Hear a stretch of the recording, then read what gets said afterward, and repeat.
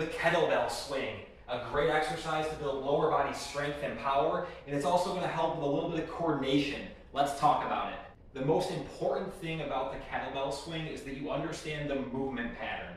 What I mean by that, is it a hip dominant exercise or is it a knee dominant exercise? The kettlebell swing is a hip dominant exercise. That means that you're going to be hinging at the waist.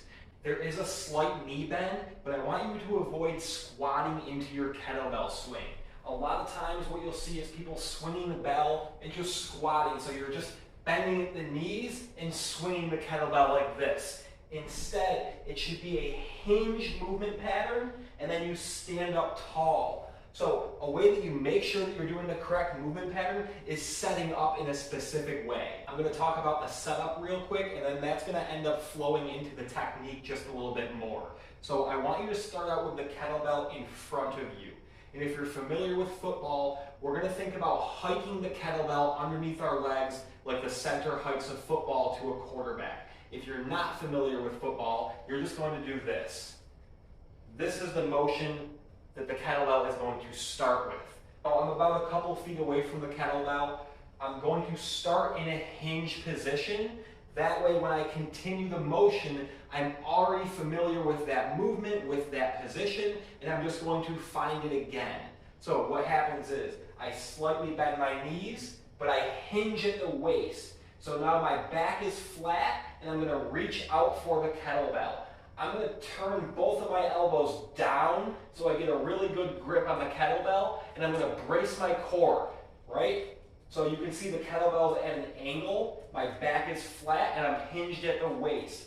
I'm going to bring the kettlebell under my legs, just like this, and then I'm going to stand up. I let the kettlebell continue to fall, and then I hinge. Stand up, and then hinge.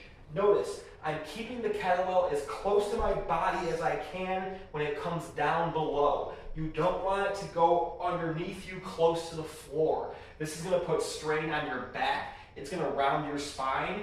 It's going to cause pain and potentially lead to injury. I start with the kettlebell in front of me in my hinge position. I brace my spine. My back is flat. I bring the kettlebell under me, close to my body, and I keep it there every single time I return to that position.